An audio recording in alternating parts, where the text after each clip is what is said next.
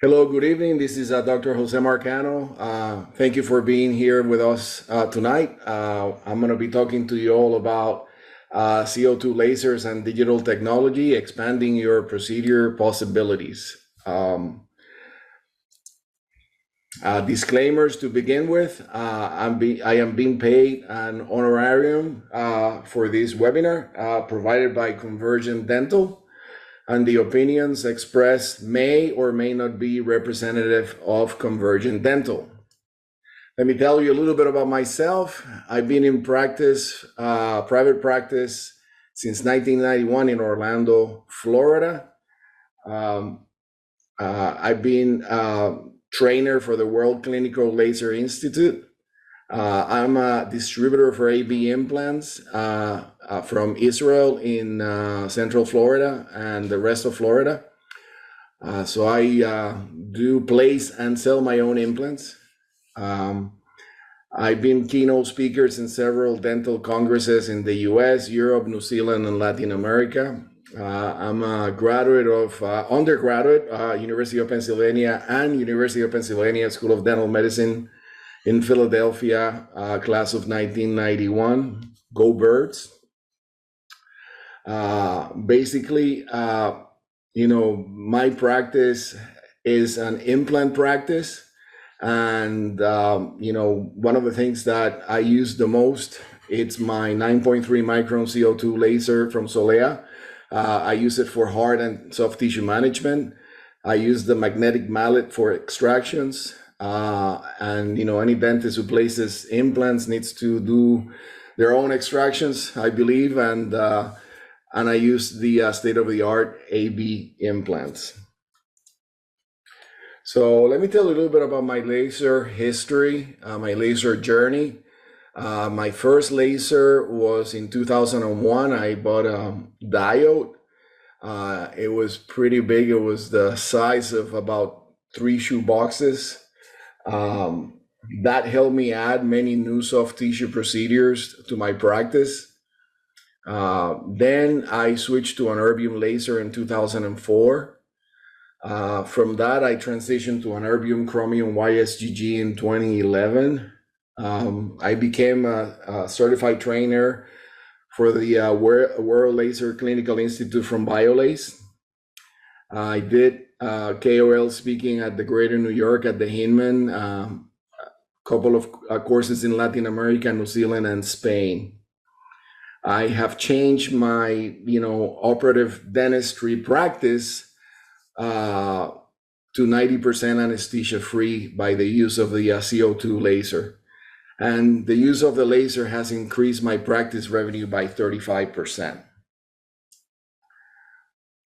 So let's talk a little bit about the science of the CO2 laser. I'll try not to bore you. To me, it's really important to understand the machine that you're using or that you will be using in the future and how it works. So what does all tissue laser means? It means that it can cut to structure quickly and without anesthesia. It cuts soft tissue without anesthesia, bleeding, sutures, or pain. It will cut bone precisely and atraumatically, which is really important when you're doing crown lengthening, extractions, and implant placement. And you can use the CO2 laser to relieve snoring without surgery or an appliance. Solea, the CO2 laser, the 9.3 micron, it's the first and only all-tissue CO2 dental laser. In hard tissue, Solea is reliably anesthesia-free for all classification of fillings. Not just pit and fissure, we're talking about, class 1, class 2, class 3, and it will do it really, really fast. You can perform any filling in less time than a drill with better patient experience. And what I mean by that is that if you take into consideration the amount of time that it takes to numb your patient and use the drill, and you add that time together, you'll figure out that that takes longer than just grabbing the laser and start ablating hard tissue without having to give the patient any anesthesia. And it is really amazing. And one thing that I want to, share with you about that, the other day I had a patient that I had thought that I got her numb. It was a mandibular block, and I was doing teeth number 30 and 31, very deep, uh, MO and DO fillings on the lower right.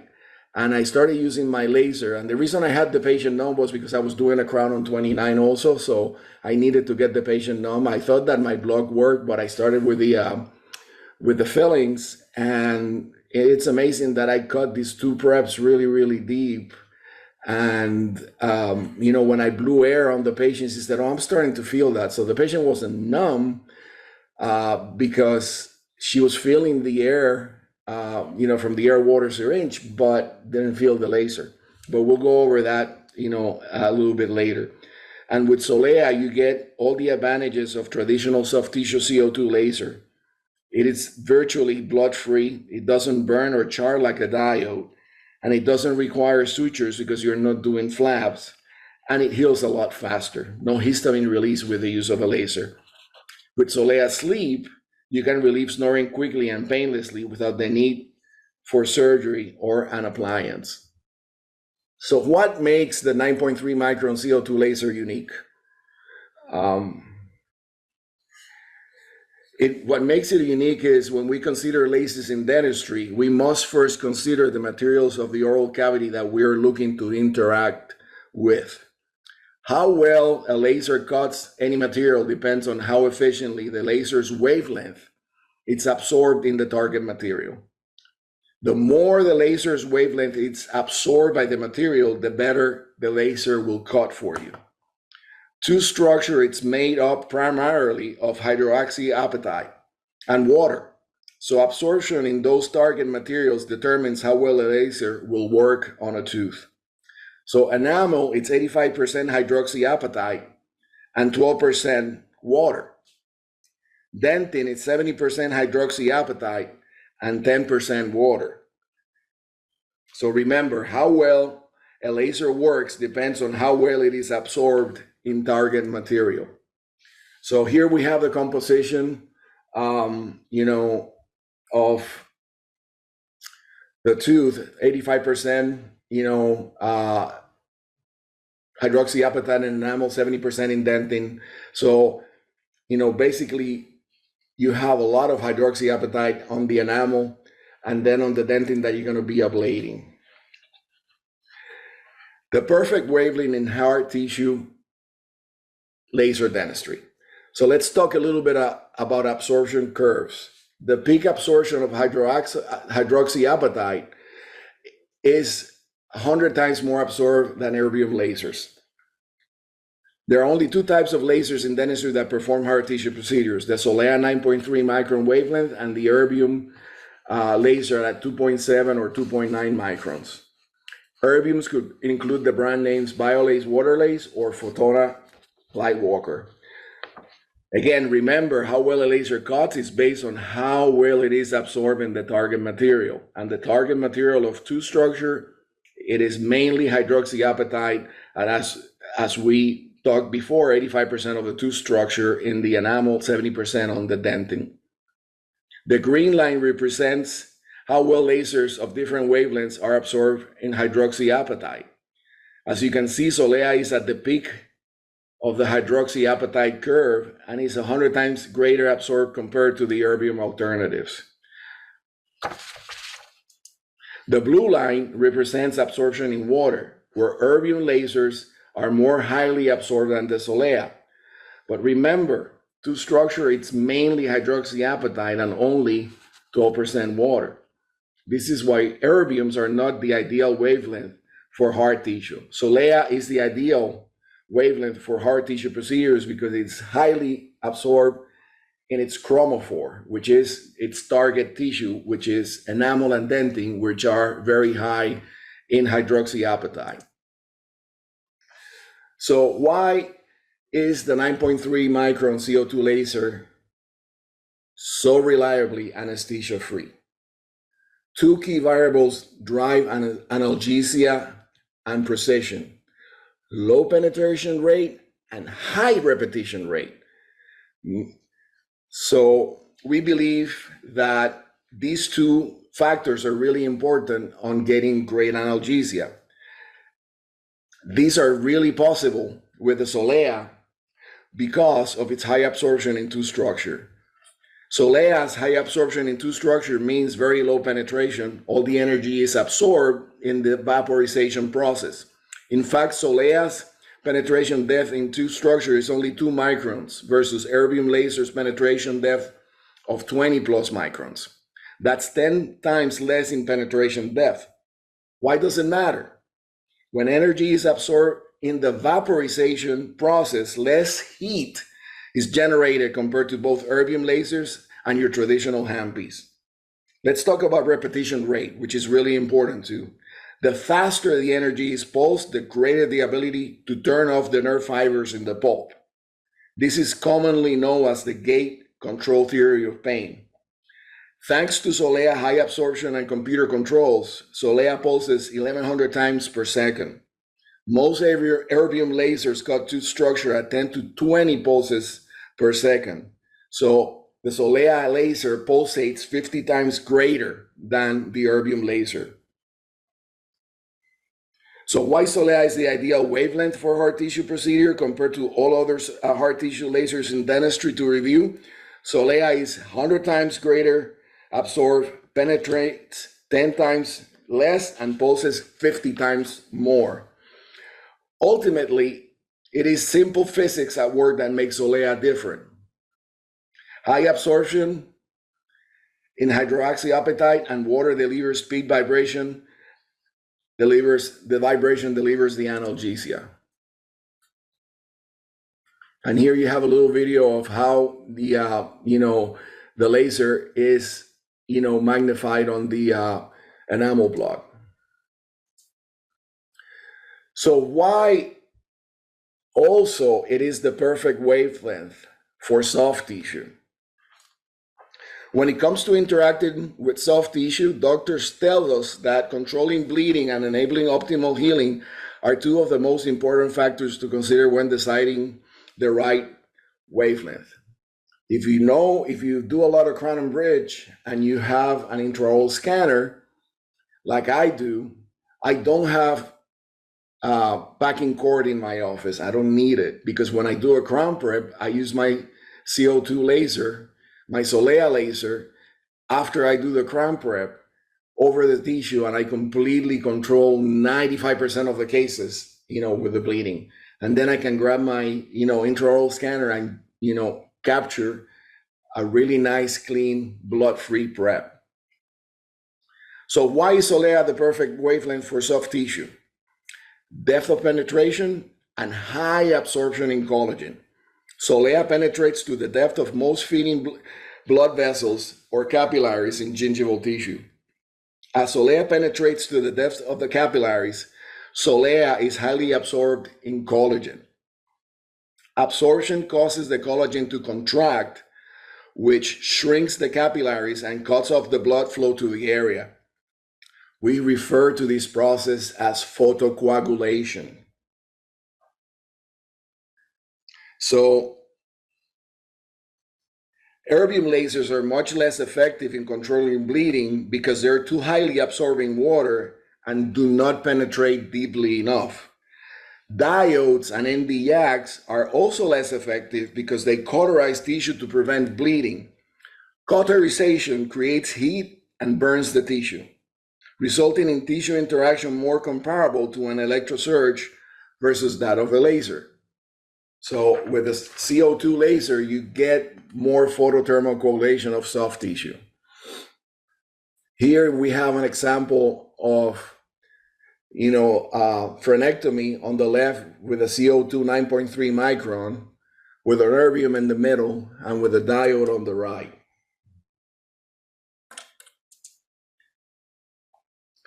So we have an optimized technology, and it's a great intuitive interface. What I mean by this is that there's no settings for you to be changing. There's no really a need for having to know how many hertz you need to have, how many pulsations you need to have. Basically, you have a setting for, class 1 and class 2 enamel. You have one for class 5 thin enamel and you have a gingivectomy soft tissue setting that you can use for anything. You can use it for frenectomy. You can use it for anything else. The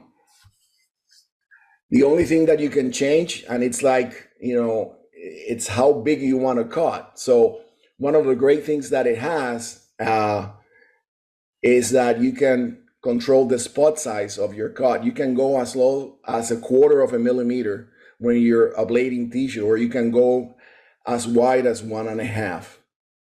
And one of the things that this laser doesn't have that other lasers do, which I believe is really important, it doesn't have the need to use a tip. You don't have to buy tips. There's no consumables when it comes to tips. And by just the computer on the laser, you can control the width of the cut by changing from 1.5 all the way down to 0.25. Also, one of the greatest things that this laser has is a foot pedal, a variable speed foot pedal. This is unique to the 9.3 micron CO2 laser from Solea. No other laser has this. This is a patent that they have. And basically, if I'm doing an implant uncovering and I'm removing a lot of really thick tissue, I start with the pedal to the metal, basically, and I'm going at full power with my laser. But as I'm getting closer and I start seeing my cover screw on an implant uncovery procedure, I can take off my foot a little bit of the pedal and I can control the speed and the depth of the cut. So actually it will become lighter. So you use it as you were using your handpiece. So it's very, very intuitive. This is something that we have been trained as dentists to use the rheostat. And this is the only laser in the market that has a rheostat.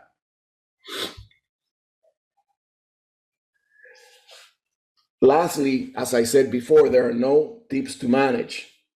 The variable spot size are computer control. Unlike other lasers that hit the same spot every time, each spot size has a pattern of energy delivery optimizing the tissue interaction. The number of points in each pattern, spacing between points, and the order in which they are delivered are all optimized and have a significant impact on cutting speed, precision, and patient comfort. And I always get stuck on this slide, so let me go back here to the other one. So it is a computer optimized beam delivery. Basically, all Soleas are Wi-Fi enabled, so everything from diagnostics to performance improving software updates can be delivered remotely. This is, almost like, and actually I think it's very well much like a Tesla. Basically, a Tesla gets improved with a software upgrade, and you get new things in your car. I happen to own one.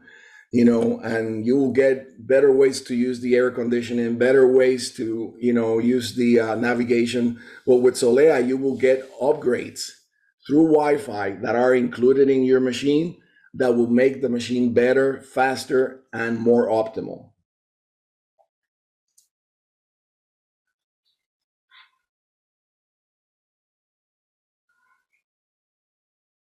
You have the articulating arm, and inside it has a mirror, and this is all computer control, and it's called the Galvo system.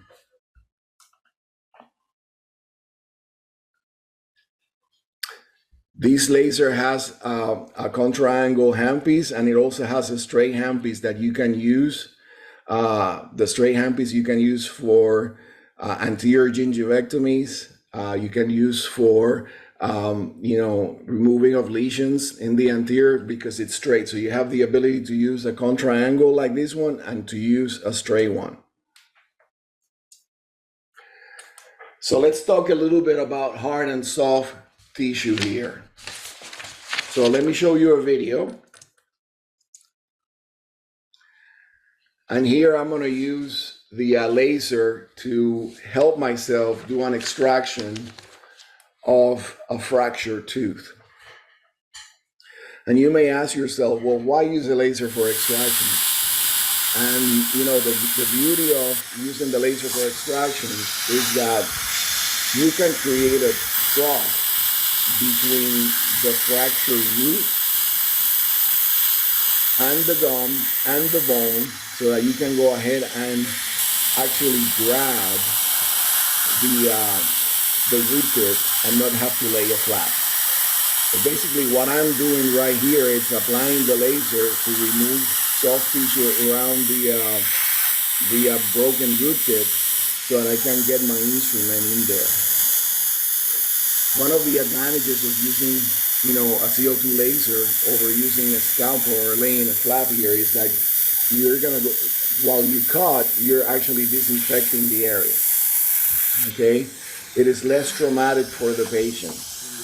Little to no, inflammation. Now you can see what I have left in there. So I can reach the root with my elevator and remove the root without, you got it? Getting any bleeding, any issues with seeing the root itself. So, basically, I did the osteotomy with my drill, and then I went ahead to place my implant. And before I placed the implant, I used the laser to, disinfect the area. And this is gonna be an immediate load implant. And as you can see, I got a 76 on the Penguin reading, which means that, I can go ahead and load immediately. I was able to place a temporary on the patient's mouth. He also had a crown and, tooth number 10. And now that I'm watching this video, I just realized that I actually took the final impression today, because this case, basically, I leave the patient on temporaries for about 8 to 10 weeks for them to have healing.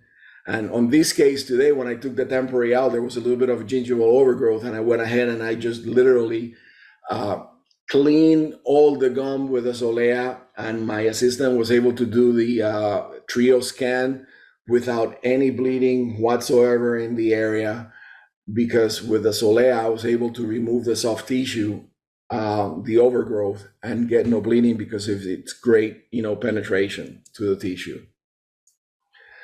And you can do both. And this is one of the things that, being a prior, a previous user of an erbium laser, sometimes I had to change from what's called S mode to H mode if I was going from soft tissue to hard tissue, because the S mode was more for soft tissue and I couldn't use it for hard tissue. And when I was with hard tissue, I'm sorry, when I was ablating soft tissue, I shouldn't use the H mode, which was the one for hard tissue. So sometimes it gets confusing and you forget which mode you have. With this, I can use the same setting. I don't have to stop and think about it. I can control everything with my pedal.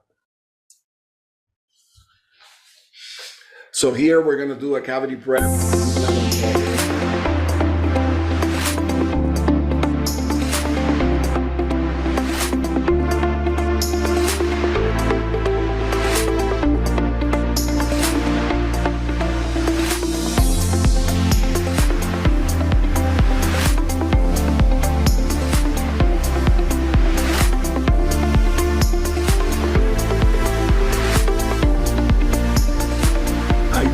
The patients for the implant recovery.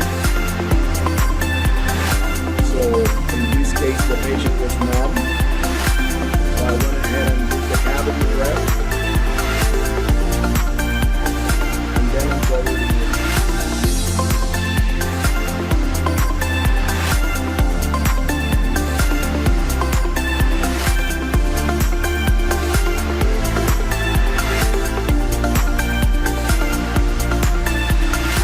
Haven't seen how a CO2 laser runs enamel and dentin. What I mean by that is how it looks afterwards. It looks like a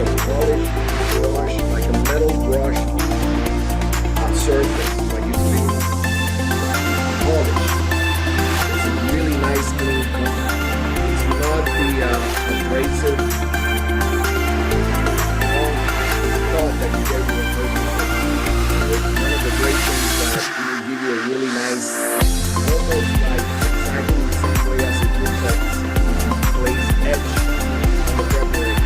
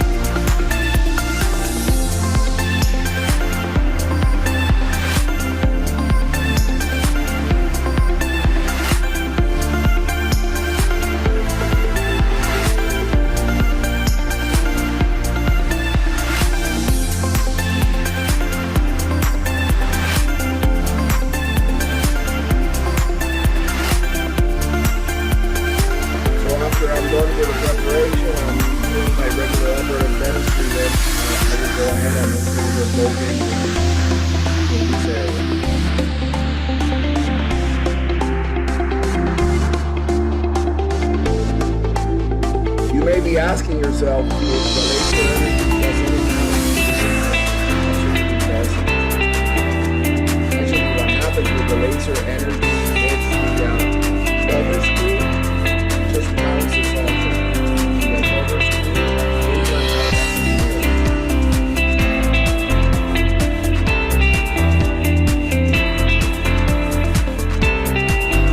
One thing you want to see during this procedure is a lot of bleeding. I really refer to it as the magic laser operation because it's what it's doing. It's erasing the soft tissue so you can get your cover screw out, place your scan body, and the scan will contain implant supported splinted crowns.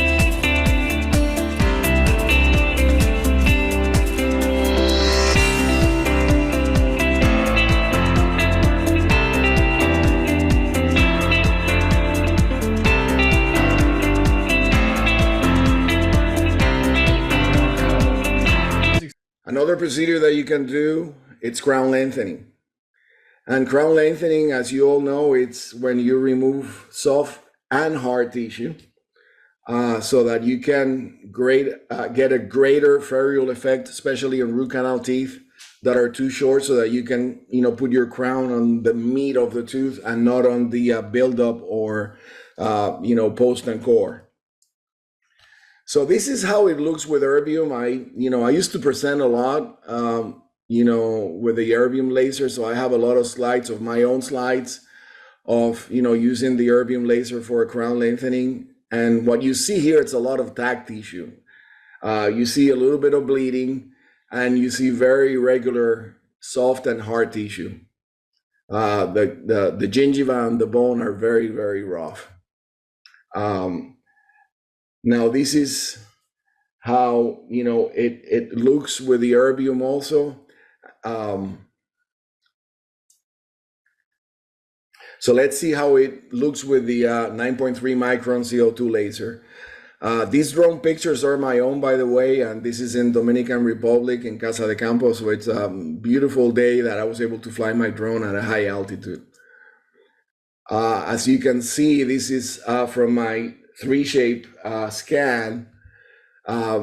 Very nice and smooth gingiva and very nice and smooth margins. One of the things that you can do with the Solea, which I just learned and nobody taught me this, it's something that I've been doing myself, is the laser beam itself, when you use that at the 1.25 millimeter width, can refine your prep. It will actually help the lab see the margins. If you have a shoulder, finish your shoulder with a laser and it will give you a nice square cut that your lab can read. They won't be calling you and telling you, can you mark the margins for this prep because I cannot see it. It will actually give you a better defined margin than a diamond will. You first cut it with a diamond and then use the laser to finish up the margin, and it will be, when you dry it with air, you can really see where your cut ends and when the rest of the tooth continues. And here's a picture of a case that I did, and you can see, you don't see the tack tissue, you see very little bleeding, the gingiva is still very pink, and you can see very detailed margins. So in my practice, what I do the most is, implant placement, implant restoration. So on a daily basis, I'm uncovering implants that I have placed previously. And I just wanted to share some, cases with you here. Here's a case that was really challenging, as you can see on the lower left, on the way that both implants had to be placed because of the patient being had missing the teeth for a long time, and the use it or lose it saying applies where you don't have much bone. You will lose bone with time if you don't go ahead and either place the implants and you were a flipper or a partial like this patient did for many years. So this was a little bit of a challenging case, but as you can see, the Solea laser helped me out quite a bit on removing the gingiva. This was done with topical anesthetic.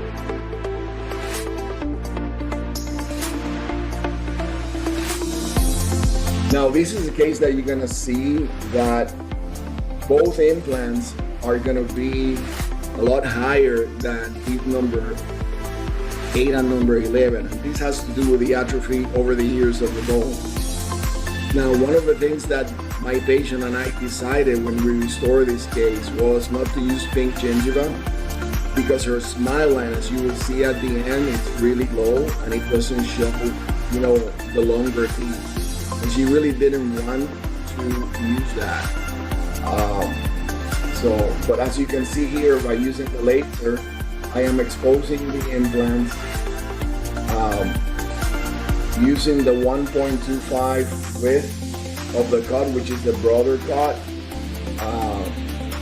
which basically helps me remove all the gingiva, basically just erase it so that I can go ahead and place my abutments in this case and take the impressions digitally.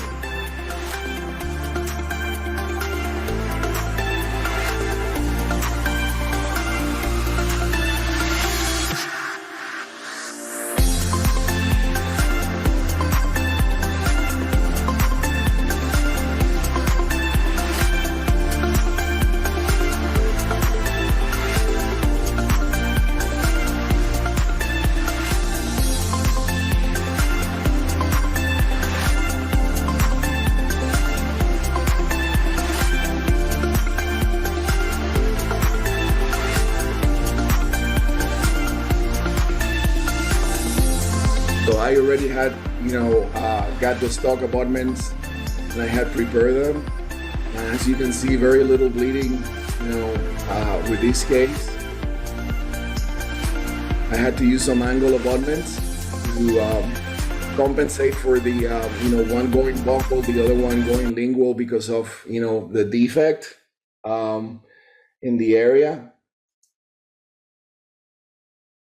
So let's see how it looked 3 weeks later. My lab, I used a lab in Chicago, really great lab. I'm gonna, its name is First Choice Lab, great people, great owner, very good with communication, did a really good job.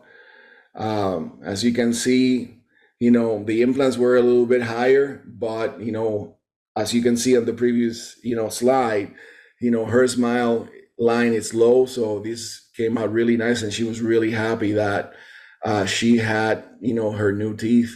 And look how well, the tissue looked. So let's take a look at several class 5s without anesthesia using the Solea CO2 laser.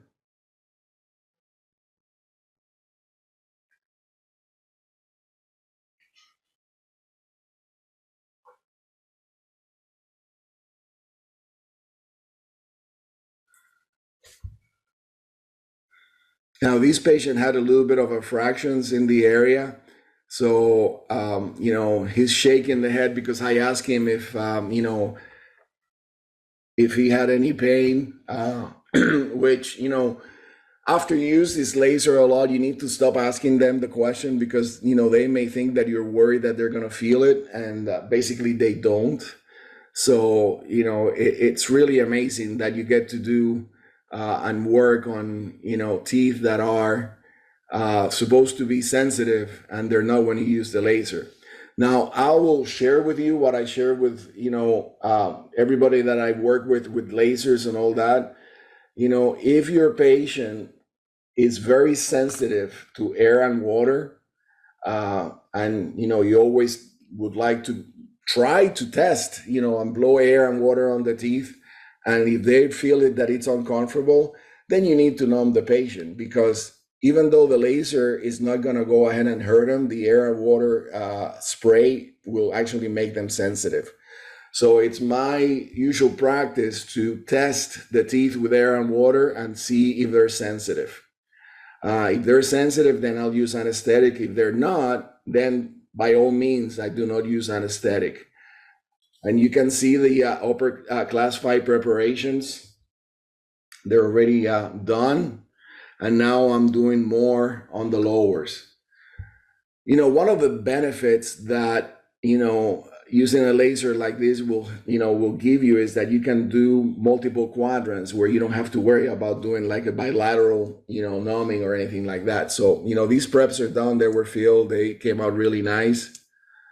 You get better clinical outcomes. You're going to get anesthesia-free, blood-free, suture-free, pain-free dentistry. Let's look a little bit at a hard tissue procedure. This is a case where, you may ask yourself, why did he hemisect the area with a laser? Well, a couple of reasons why I use the laser for hemisection, but let's take a look at, basically going back here on this case is that instead of using a 557 drill to, cut the tooth and getting a lot of blood splatter on all that, with the laser, it's going to be a lot cleaner. You're going to get less bleeding, and it's going to be less traumatic to the patient. So let's take a look at a class 1 cavity prep. You can hear the beep from the laser here. And this is a tooth that I did that was, it's a pretty deep cavity. I didn't expect it to be, that I was able to get everything done in here, without having to numb the patient. Now, I also use my excavator, and, the laser will give you an analgesic effect so that you can go ahead and keep, cleaning the area. And as you can see, you can get under the undercut of the cavity prep, remove a little bit of, the decay, and then continue with the laser.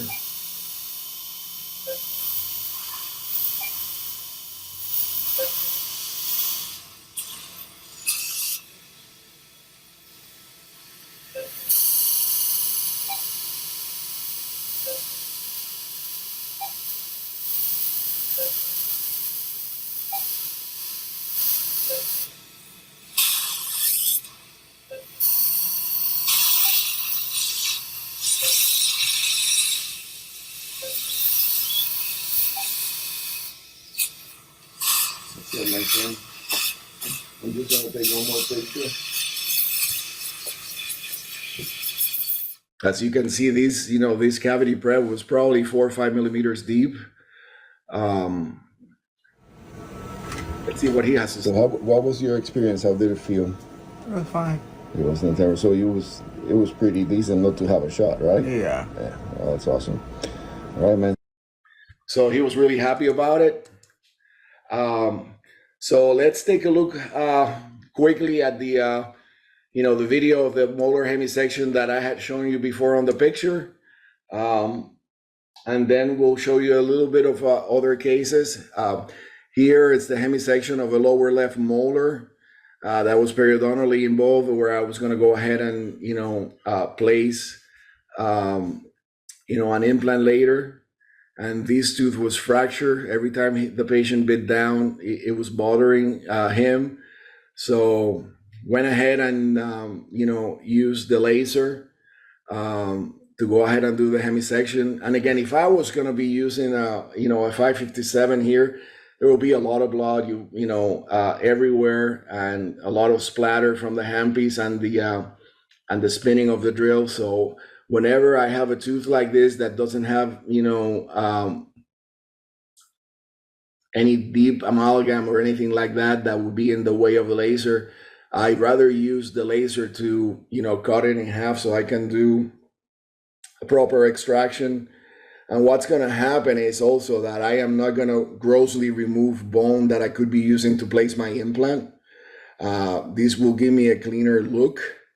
Also, when I say cleaner look, I can see better where I am hemistecting the tooth, where the tooth ends, where the bone begins, because they cut differently with the laser. When you're using, a burr, it's just massive destruction. With this, it's more of a surgical strike that you're gonna get, and you're gonna get a better visual of what you're doing.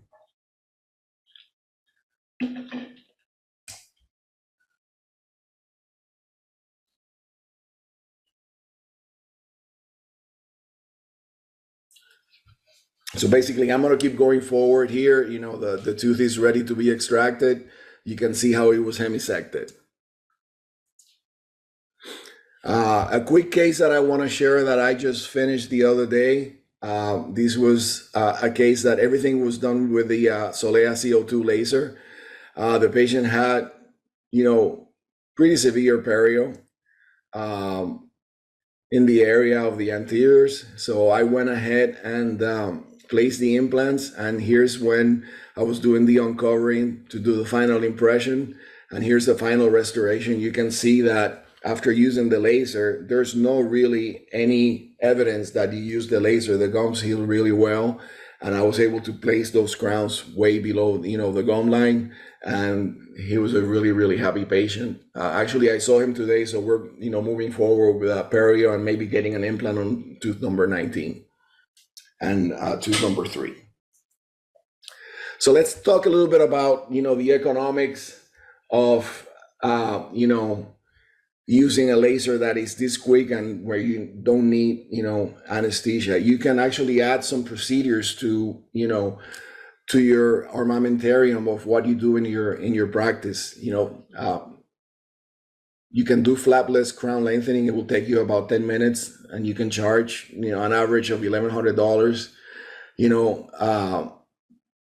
Class 2 composite, you can really do a lot quicker than 40 minutes and charge for it. So you're going to become more efficient and faster because many of the procedures you're going to do without anesthetic, or you're going to go and fly through them without having to do a flap.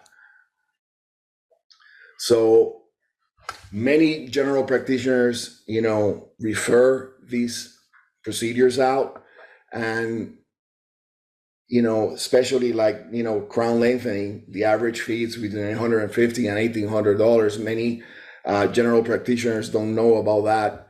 So you can get crown lengthening done in 5 to 10 minutes on a closed crown lengthening, 30 to 60 minutes on an open crown lengthening.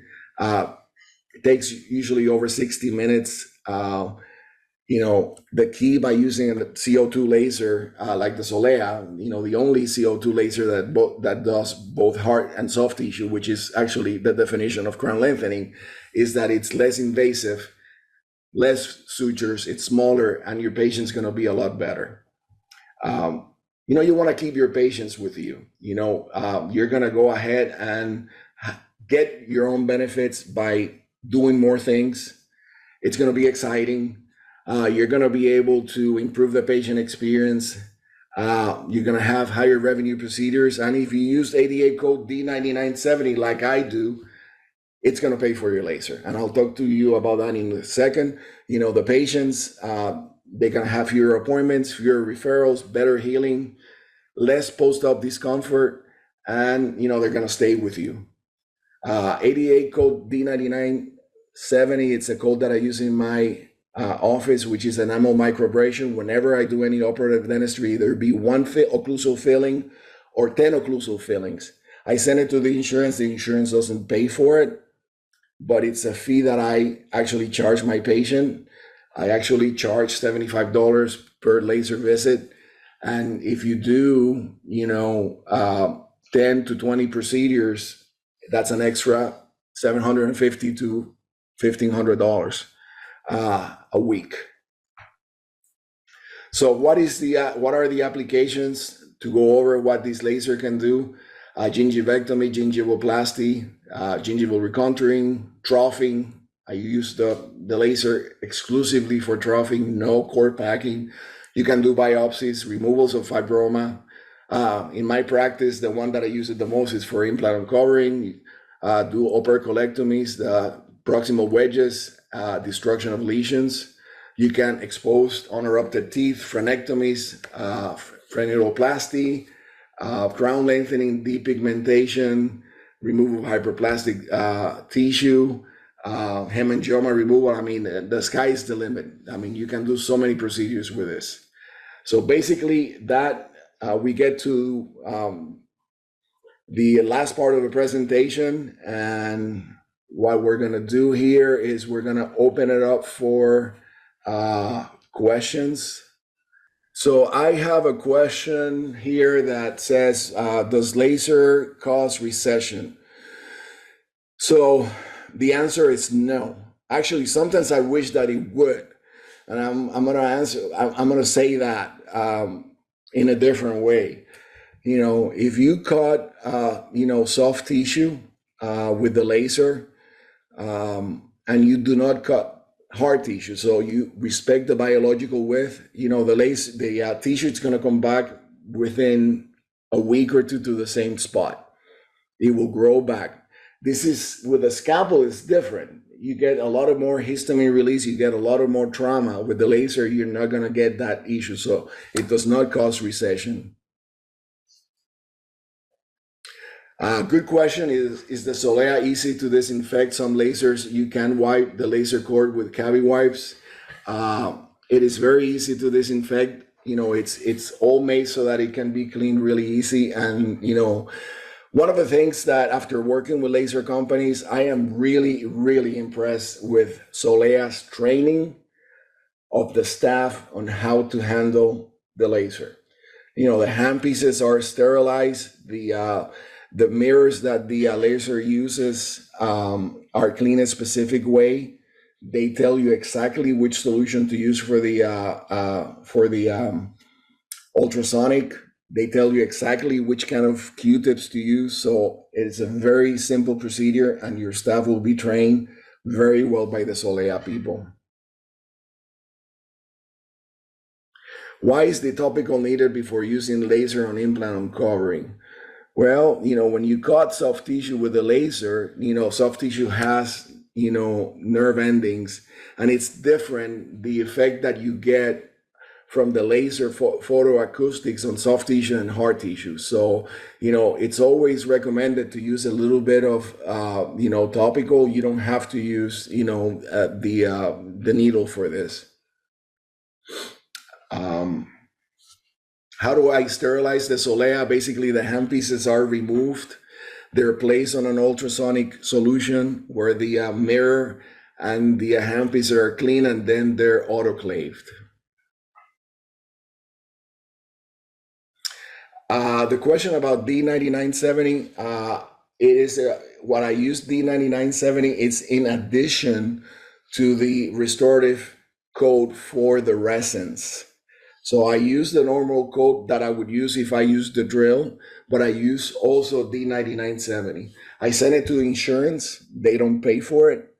And we let the patient know my practice. What I do in my practice is I charge for every procedure up front. And if insurance pays for it, the patients are reimbursed. Eye protection, great question. Yes, eye protection is very important for many types of laser. Solea provides you when you have the laser with eye protection for the patient, for the assistant, and for the doctor. I wear loops, so they have some really nice inserts that you drop between your loops and your face, and they just drop in, and you don't even know that you have them on. You know, eye protection comes in two different ways. You can get eyeglasses, I mean, just glasses that protect the patient for a specific wavelength, and there's some that have more than one wavelength. So there's different kinds.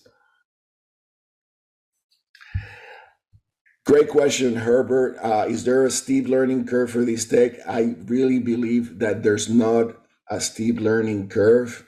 You need to learn safety. You need to learn laser safety, eye protection safety. As long as you do it safely, really, there's not a steep learning curve. I had my training by a great doctor in Omaha, Nebraska. It only took, you know, a day and a half. It's really easy to learn. One of the things that you have to when you go out learning to use a laser is that you got to remember that the laser, it's end cutting, and dentists are used to use an instrument that's side cutting and end cutting. So if you move your laser handpiece really fast, like you sweep with your drill, it's not going to be effective, because you need to let the laser ablate the tissue and spend a little bit time with the tissue. So it is a great question. The most important thing, I believe, is that for hard tissue dentistry is once you get the concept that it's 100% end cutting and it doesn't cut on the side, and you slowly move your handpiece over the decayed tissue, you're going to be a lot more effective.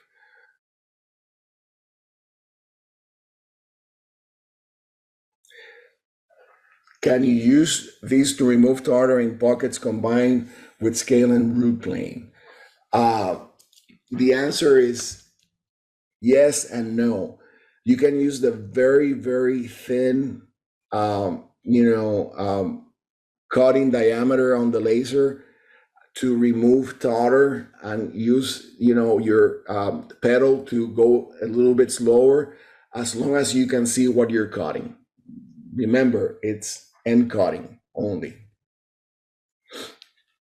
Any special needs when removing amalgam restrictions? No special needs. What I usually do when I remove amalgams is that I go ahead and trough and paint around the amalgam and create a trough to remove some of the enamel and dentin around it. And once I get, and I can see that I am to the bottom of the amalgam, then I get a hand instrument, and so by cutting the undercut where the amalgam is, I will go ahead and remove the amalgam mechanically with an instrument, and then finish cutting the the floor of the preparation. So each laser comes in with 2 hand pieces. You're always welcome to buy more. I have 3 in my office. I have 3 operatories, so I have 1 on each one, and I haven't had any issues. Also, when you get the laser, you can get a yearly maintenance that includes the mirrors, and these mirrors are the only consumable of the laser. And supposedly they do give you 12 mirrors a year, and honestly, I haven't had 1 mirror go bad. So my staff must really be taking good care of them. The lasers do not transfer any heating to the implant at all. It actually bounces off the implant. When it hits metal, the energy, it's bounced off, it's not absorbed. The absorption of the laser is absorbed by hydroxyapatite mainly. That's why it's targeted. 1 wavelength targeting a specific material, which is the hydroxyapatite.